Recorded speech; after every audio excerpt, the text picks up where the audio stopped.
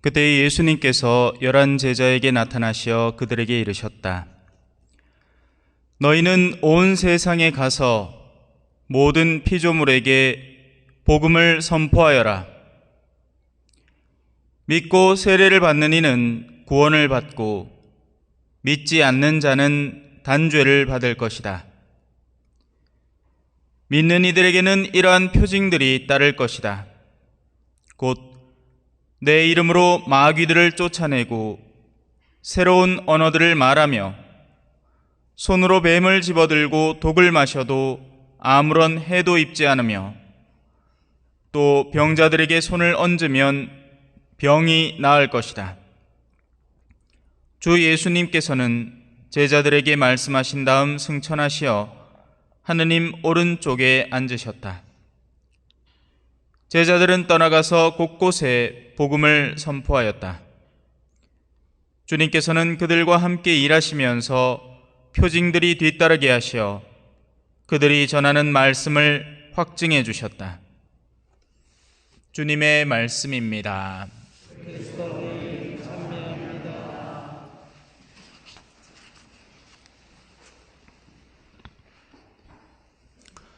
찬미 예수님, 사람이 복잡해 보여도 사실은 의외로 굉장히 단순합니다. 저마다 하는 일은 다르지만 그 일을 왜 하는가를 살펴보면 해야 할 이유가 있어서 하는 겁니다. 그리고 그 이유는 저마다 또 다양할 수 있겠죠. 예를 들어 성당에 나온다 하더라도 모두가 똑같은 마음으로 성당에 나오지는 않는 겁니다. 무언가를 원해서 나오는 사람도 있고 아니면 정말 미사의 본질을 찾아서 나오는 사람도 있고 아니면 누군가의 눈치가 보여서 어쩔 수 없이 나오는 경우도 있고 정말 다양합니다. 그래서 우리는 우리가 하는 신앙생활에 본래의 이유를 잘 찾아야 합니다. 그러지 않으면 헛된 일을 하는 경우가 많으니까요. 이렇게 비유를 생각해 봤습니다. 상을 어지르고 잠시 후에 치우고 또 상을 어지르고 잠시 후에 치우고 이 사람 뭐 하는 거죠? 같은 일을 계속 반복할 뿐입니다. 그죠? 거기에는 그 어떤 보람도 한 걸음 나아가는 삶의 행태도 없습니다. 그냥 어질렀다가 치우고 어질렀다가 치우고 뿐입니다. 그냥 제자리에 가만히 있는 거예요. 근데 만약에 누군가는 그 상 위에다가 예술 작품을 하루에 아주 조금씩이지만 뭐 돌을 깎아서 정말 더딘 작업일 겁니다. 그죠? 그렇게 해서 작은 집 하나 만들어 놓고 그 다음 날에는 또 큰 돌을 갖고 와서 하루를 깎고 이틀을 깎고 사흘을 깎아서 이번엔 더 큰 2층 집 모형을 하나 만들고 그렇게 꾸준히 작업을 해서 한 3년을 10년을 넘게 작업을 했다고 해봅시다. 그 상위에는 어마어마한 마스터피스, 명작이 놓여 있을 겁니다. 그러면 그 사람은 어떤 마음이 들까요? 우와, 이거 내가 했어, 이거. 우와, 대단해. 와, 이거 근데 나 혼자 보기 아까워 죽겠어. 누가 좀 봐줬으면 좋겠는 거야. 에? 이렇게 내가 공들여서 열심히 해놓은 작업인데 이거 나 혼자 보기엔 너무 아까운 거예요. 이걸 누가 좀 봐줬으면 좋겠는 거야. 그래서 길 가다가 만나는 사람들, 자야, 이거 와봐라, 이거 와봐라. 이거 잠깐만 들어왔다 가라. 딴 거 아니고 이거 한번 봐봐라, 이거 한번 봐봐라. 내가 이거 했나? 내가 10년을 들어갖고 만들고 해가 인자 겨우 완성해놨다. 야, 한번 봐봐라. 한번 눈길만 한번 주고 가라. 그러겠죠? 아닌 게 아니라 여러분들 중에 실제로 그런 분들 있습니다. 자기가 공들여 만든 집, 그죠? 우리는 들어가면 아무 생각 없는데 그 사람은 들어가면 이제 차 하나부터 10까지 소개한다고 이거 아십니까? 이거 구하기 힘들으십니다. 이거 갖다 놓는다고 내가 얼마나 고생했는지 모른다. 아이고야, 해봐야 우리는 그냥 하면 끝납니다. 그죠? 예. 지 혼자 고생했지 뭐. 그 집 나중에 또 그 사람들 다 죽고 나면 헐릴 거 아니야. 공연한 짓 한 거죠. 예.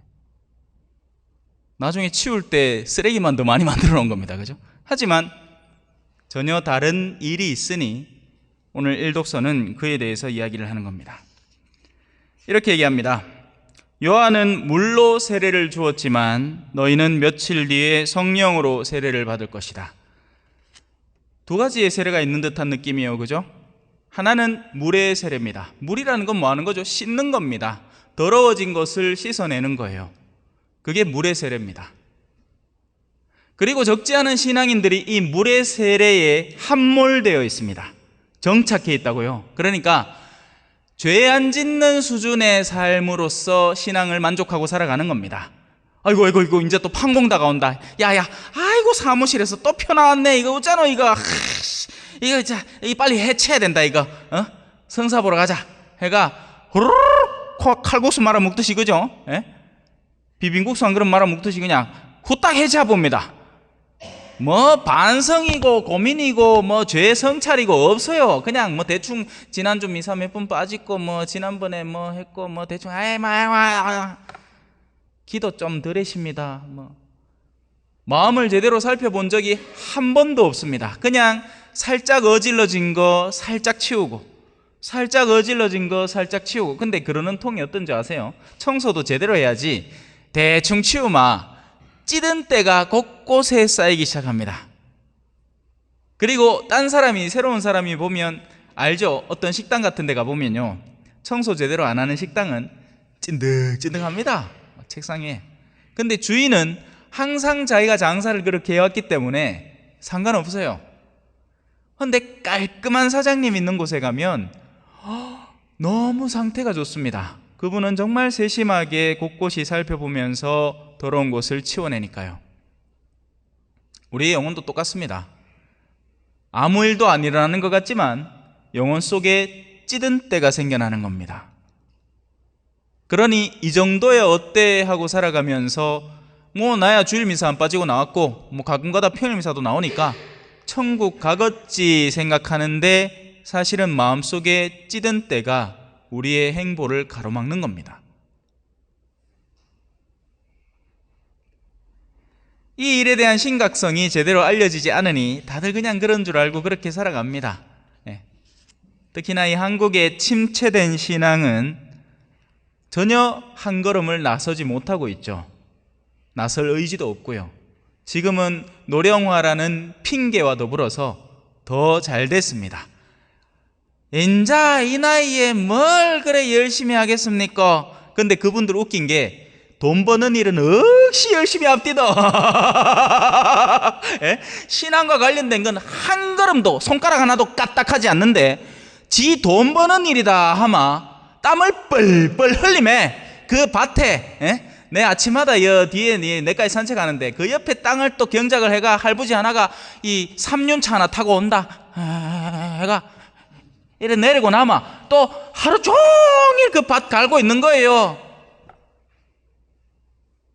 이유가 있으니까 그러겠죠. 이유가 있으니까요. 그리고 그 말을 바꾸면 신앙 안에서 이유를 못 찾았다는 이야기입니다. 그냥 신앙이라는 건 깔아놓은 상에 잠깐 와서 미사만 참여하고 집에 가는 거지 뭘 해요 자꾸. 안 그래요? 두 번째 세례는 성령의 세례입니다. 오늘 이 성령의 세례는 이제 다음 주를 대비하고 있는 거죠, 그죠? 이제 곧 성령 강림 대축일이니까 지금 뭐 우리 수녀님의 제안으로 9일 기도도 이미 시작을 했고, 근데 뭐 백날 그렇게 기도하면 뭐합니까, 그죠? 또 성령 강림 때 뭐합니까? 뽑기 열심히 할 기라, 그죠? 저는 항상 얘기합니다. 제 개인한테 물으면 저는 안 해도 됩니다. 근데 신자분들은 그거 안 하면 섭섭해하니까 하고 싶은 걸 하게 두십시오. 그러나 저는 거듭 가르칩니다.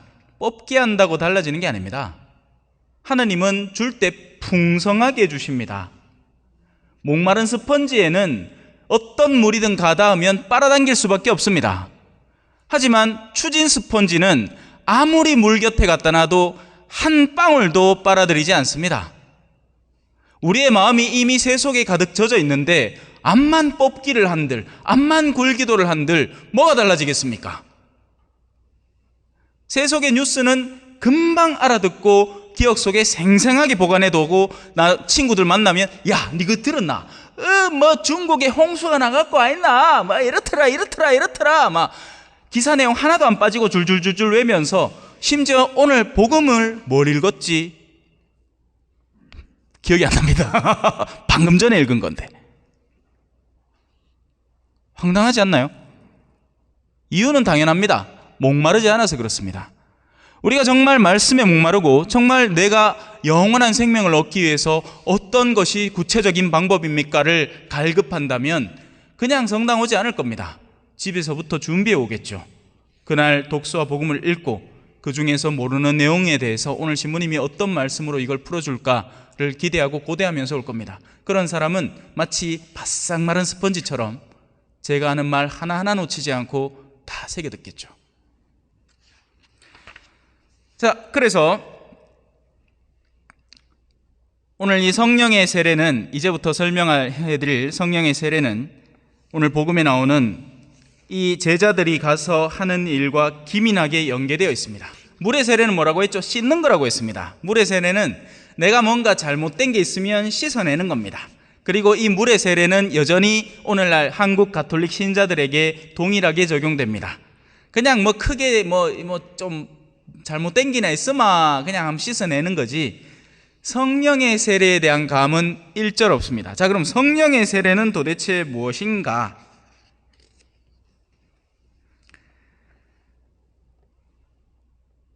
사람의 영혼의 의지가 세례를 받을 때 외적인 몸과 교적 장부에 적히는 세례가 아니라 사람의 영혼이 진정 하느님의 은총의 물로 씻겨질 때 의지의 방향 자체가 달라지게 됩니다. 하느님이 욕구하는 것이 곧 내가 욕구하는 것이 됩니다. 그와 동시에 내가 욕구하는 것은 이제 저편으로 사라집니다. 그러면 그건 뭔가? 하느님은 도대체 무엇을 원하는가? 이런 겁니다. 자, 예를 들어서 제자들이 이렇게 묻죠. 주님, 지금이 주님께서 이스라엘의 나라를 다시 일으키실 때입니까? 보이기네 막 세상 난리 난 것 같아요. 에? 로마는 막 난리 나고 이스라엘을 억압을 하지. 우리는 이렇게 힘들게 살고 있지. 그러니까 지금이 무슨 때인 것 같은데, 에? 이 기민한 때에 뭔가 중요한 일이 일어나는 거 아닙니까? 궁금함일 뿐입니다. 궁금함이죠. 이는 현대도 마찬가지로 일어나니 수많은 사람들은 궁금해합니다. 내 삶이 어떻게 될까? 미래, 그죠?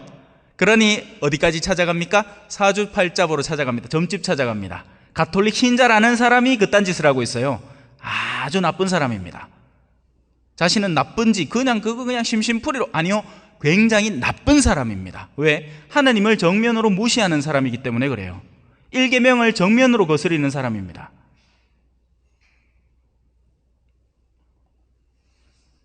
너희가 알 바 아니다. 앞으로 일어날 일에 대해서, 향후 일어날 운명에 대해서 그런 것들은 너희가 신경 써서 바뀔 일도 없고 하느님께서 정해놓으신 뜻대로 흘러가는 것이다. 하지만 너희가 할 수 있는 일이 있으니 이런 일들을 해야 된다. 성령께서 너희에게 내리시면 너희는 힘을 받아 예루살렘과 온 유다와 사마리아 그리고 땅 끝에 이르기까지 나의 증인이 될 것이다. 이걸 해야 되는 겁니다. 이 일을 해야 되는 거예요. 그런데 현대는 어떤 사회죠? 자기 자녀들에게조차 신앙을 못 전하고 있는 사회입니다. 나 자신에게조차 신앙을 못 전하고 있어요. 신앙이 뭔지를 알아야 전하죠. 참 재밌죠? 어떤 한 분야에서 예를 들어서 참외밭을 한 20년을 경작을 하셨으면 이거는 뭐 하는 기구입니까? 저 비닐하우스 위에 시커먼한 통은 와달리 있어요. 아침에 일어나면 뭐 어떤 일을 하세요? 그 왜 그 안에는 또 왜 두 비닐봉다리 하나가 더 있어갖고 왜 그걸 와 또 덮었다 벗겼다 합니까? 와 그렇습니까? 평소에 온도는 얼마 정도 됩니까? 어떻게 체크해야 되죠? 언제 수확해야 됩니까? 참외를 수확하고 나서 그걸 어떻게 선별합니까? 당도는 어떻게 체크하나요? 지금까지 제가 들은 거라서 다 아는 거예요. 예? 참 서당계 3년이면 풍어를 넣는다고 초전주임 3년이마 이제 참외를 어떻게 재배하는지에 대한 이야기를 하도 많이 들어갔고 기독량으로 배운 것만 해도 어마어마합니다. 근데 하늘나라 왜 갑니까? 내가 그걸 어찌 아노? 신부님한테 물어봐라. 자기보다 한참이나 어린 신부가 그걸 가르치게 만듭니까? 아니죠. 그렇게 하는 게 아닙니다. 신앙의 전파는요, 신앙의 연수가 차오르는 것과 상관이 없습니다. 신앙의 전파는 제가 얘기했죠. 제일 처음에 드린 예시. 책상을 더럽히고 닦고 이러는 사람은 책상 위에 아무것도 없는 거예요. 내세울 게 아무것도 없는 겁니다. 하지만 책상 위에 아주 작게나마 하루하루라도 뭔가를 만들고 쌓아 올린 업적이 있는 사람은 얘기하고 싶어 안달이 나는 겁니다. 이런 안달, 이런 열정, 이런 선포에 대한 욕구, 이것이 없다면 반성해 봐야 되는 거죠. 왜 나의 신앙생활은 이렇게 미적지근할까? 질이 멸렬할까? 매너리즘에 빠질 대로 빠져서 한 걸음도 나아가지 못하는가? 왜 나는 지금까지 신앙생활을 하면서 단 한 명에게도 신앙 선포를 해본 적이 없나? 뭔가 문제가 있는 겁니다.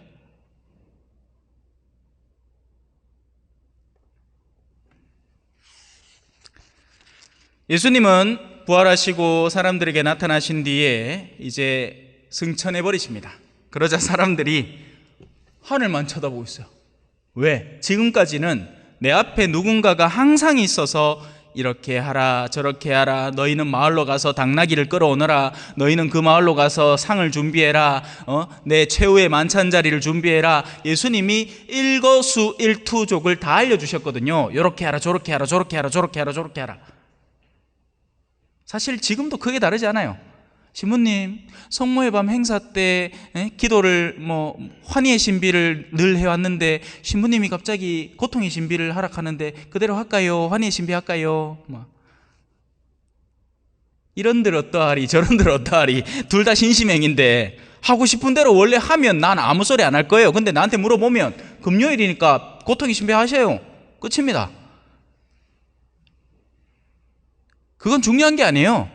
중요한 건 얼마나 열정적으로 성모의 밤 때 성모님의 신심을 우리 안에 끌어들일 것인가 하는 것이 핵심인 거죠. 그 나머지는 원하시는 대로 하면 됩니다.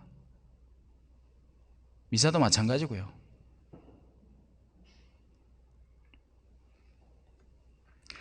갈릴리아 사람들아, 왜 하늘을 쳐다보며 서 있느냐? 너희를 떠나 승천하신 저 예수님께서는 너희가 보는 앞에서 하늘로 올라가신 모습 그대로 다시 오실 것이다. 이 말은 허투루 하는 말이 아니죠. 우리는 죽음 뒤에 어떤 일이 벌어질지 아무도 모릅니다. 그죠? 그때는 제가 대충만 알려드릴게요. 빛이 비춰올 텐데요, 두 가지 반응이 있을 겁니다.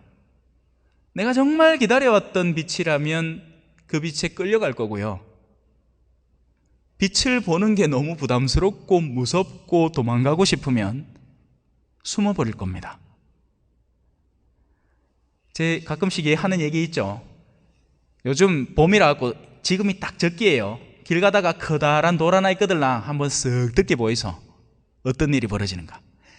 벌거지들이 하면서 막 다 도망갈걸? 더 깊은 어둠을 찾아서 그 벌거지 중에 어머야 나를 인제야 발견했네, 나 데리고 가죽 하는 벌거지 보마. 신기할 겁니다. 그죠?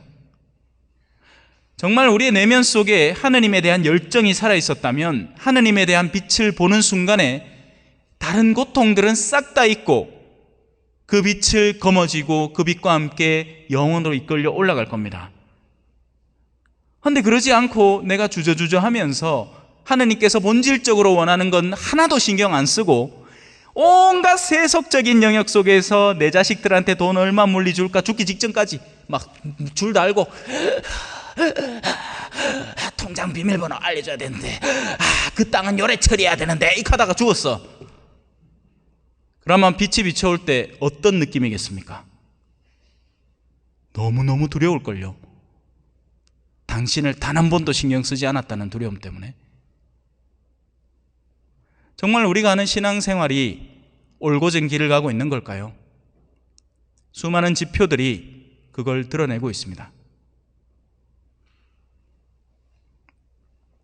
오늘 복음 한 호송이에요. 주님이 말씀하신다. 너희는 가서 모든 민족들을 가르쳐라. 내가 세상 끝날까지 언제나 너희와 함께 있으리라. 아멘.